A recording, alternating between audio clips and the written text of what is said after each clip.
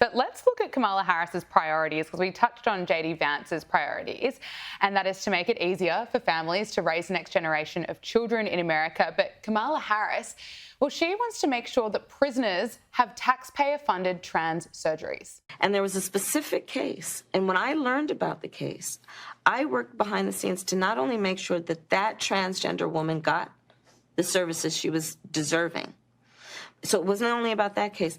I made sure that they changed the policy in the state of California so that every transgender inmate in the prison system would have access to the medical care that they desired and need. For prisoners, Brad, top priority? No, I mean, this is not a good way to be using taxpayer dollars. It's really quite something to be pushing that. I mean, look, I believe America's a free country. Adults should do whatever they want. But ultimately, if you want those kinds of surgeries, you should pay for it yourself. You shouldn't force it onto taxpayers, especially not if you're literally behind bars because you've committed transgressions against society. The idea that they should be entitled to the full suite of gender transition surgeries and all that stuff, which is quite expensive, is pretty ludicrous. It's pretty far left, progressive, bonkers town, California style liberalism. What it's not is very palatable to a general election public, which is why those remarks are being recirculated. And the other thing I'll say is that this is a weak spot for Democrats, because we are literally at a point, I don't know what it's like in Australia, but we're literally at a point in America where they are housing biologically male inmates in women's prisons, including in cases where some of those individuals are being imprisoned for violent acts or even sex-related crimes. That's insane. I understand that maybe you need to have a separate ward or accommodations for inmates who identify as transgender, but putting violent, biologically male criminals in women's prisons is a recipe for disaster, and it's something that 9 out of 10 Americans think is absolutely nuts, I'm sure, if you ever polled such a question. Yet that's the record that places like California and the policies embraced by the progressive flank of the Democratic Party have to run on these issues. So I think that's an enormous liability for them, because it just strikes anybody with a bit of common sense as absolute madness. Absolutely, and it's not pro-women. Look, I want to talk to you about another fear tactic that's being used by the left-wing media, and that is to connect Donald Trump with Project 2025, something that Donald Trump has repeatedly distanced himself from, and he's described it as extreme. I don't know what the hell it is. It's Project 25. He's involved in Project, and then they read some of the things, and they are extreme. I mean, they're seriously extreme. But I don't know anything about it. I don't want to know anything about it. But what they do is misinformation and disinformation, and they keep saying, he's a threat to democracy. I'm saying, what the hell did I do for democracy? Last week, I took a bullet for democracy. Project 2025 leader Paul Dans has stepped down as the Harris campaign continues to falsely connect this project to Donald Trump. But will this be the end of it? No, I don't think it will be, because they've decided that this is a good poll-tested attack against Donald Trump, but it's a really bad faith smear, because Trump has condemned this Project 2025, this pretty radical conservative agenda from the Heritage Foundation here. He's condemned it in extraordinarily strong terms. Unlike I've seen him condemn many things, honestly. He's not a big condemner, but he's gone out of his way over and over again to distance himself from this project, because some of the ideas in it are very radical and very unpopular. But they want to tie this to him, even though he's put out an actual agenda, a Republican Party platform that is the Trump platform that people can go look. And the most controversial parts of Project 2025, like banning abortion medications, like banning all pornography, those things are nowhere to be found in Trump's actual platform. So it seems to me to be deeply unfair to judge a candidate and assign to him blame and responsibility for this is what he'll do, Project 2025, when he's vocally repudiated it over and over again, and also put out a separate agenda that is quite different in many of the key and most controversial policies.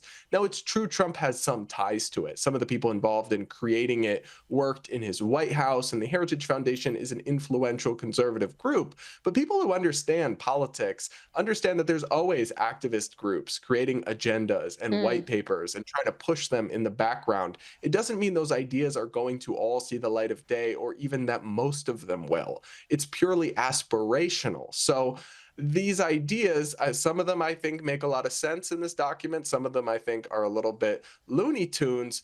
But ultimately, you can't pin them on Trump when over and over again he said, I don't support this, but that is what mainstream media is doing. And it's the kind of thing that they would so quickly call misinformation or disinformation, or even call to be censored if it was conservatives or Trump supporters that were doing it. But because it's to take down the guy they really don't like, I guess any means are justifying any ends in their mind. Absolutely. Facebook can classify that iconic shot of Donald Trump with his fist in the air after getting shot as misinformation. It's, of course, corrected that, but it's absolutely insane.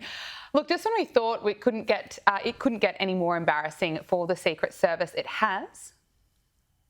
My question is, why don't you relieve everybody of duty who made bad judgment? So, yeah, you're right. I am zeroing in on somebody. I'm trying to find somebody who's accountable here. And you're telling me that the person who made the decision not to include this in the perimeter has not been relieved of duty. What about the person who's in charge of the interoperability of radio frequencies between local law enforcement and Secret Service? Has that person been relieved of duty? No, Senator, because interoperability is a challenge, is a greater challenge than just one person. On that day, we had a counterpart system. It failed As the person who made the decision to send Donald Trump onto stage knowing that you had a security situation, has that person been relieved of duty? No, sir, they haven't. Has the person who decided not to pull the former president off of stage when you knew that, in your words, the locals were working a serious security situation, has that person been relieved of duty? No, sir. Again, I refer you back to my original answer that we are investigating this through a mission assurance. And as opposed to zeroing in on one, what more do you need to investigate to know exactly what the decision-making process was? What more do you need to investigate to know that there were critical enough failures that some individuals ought to be held accountable? I mean, what more do you need to know? It gets more and more upsetting the more I watch it. 3 weeks on, no answers. Are we ever going to get some answers from the Secret Service? Not unless we hold their feet to the fire, clearly, because if anybody with common sense was running these agencies, heads would already have rolled. But the people involved in this epic security failure have not been fired, the people that actually made the bad calls.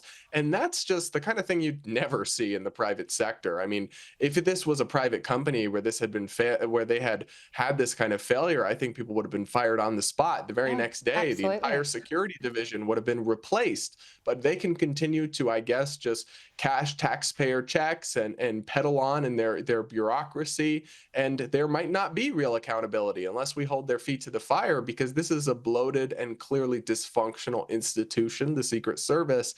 And gosh, I mean, we all got so lucky that bullet missed by just a couple of inches, because of course, you just first of all don't want to see a man killed, a man with a family, but secondly, the absolute chaos our country would have been thrown into, the risk of political violence, of instability, everything. We were so close to the brink.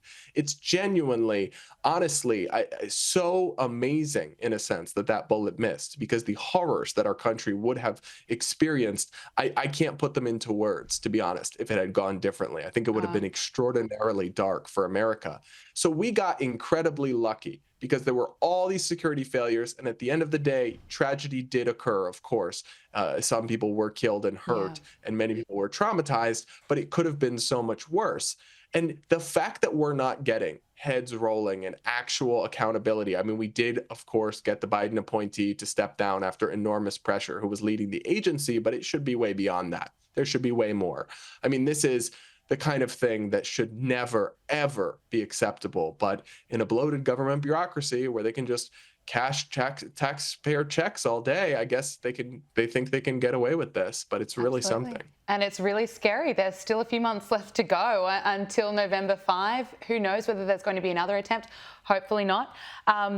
You know, the other point to make is I just think it's so brave to see Donald Trump up on stage back in Pennsylvania. He took a bullet and less than 3 weeks, he's back rallying. Anyway, we've got those pictures that we'll show you to you later on in the program. But before I let you go, Brad, Kamala Harris is holding a marginal 1-point lead over Donald Trump in a new Reuters Ipsos poll. The poll found that Kamala Harris is supported by 43% of registered voters, and former President Donald Trump is supported by just 42%. Well, why is she all of a sudden so popular? I would love to get your thoughts. But do you think this honeymoon period is going to last, Brad?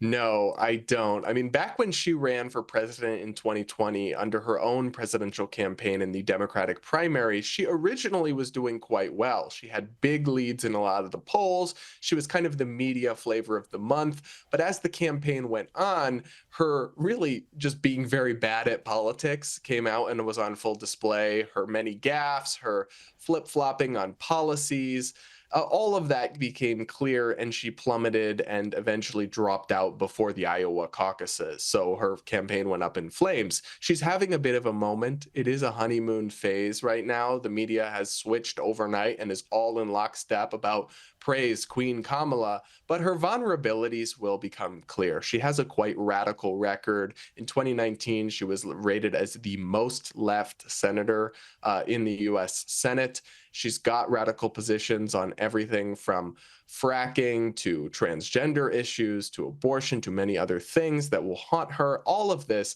the attack ads are being written right now. So I would expect her to come back down to earth in the polling and for this race to really tighten up in the coming weeks, because she's having a little bit of a bump now, but I think it's a sugar high. And I do think there's going to be a crash soon.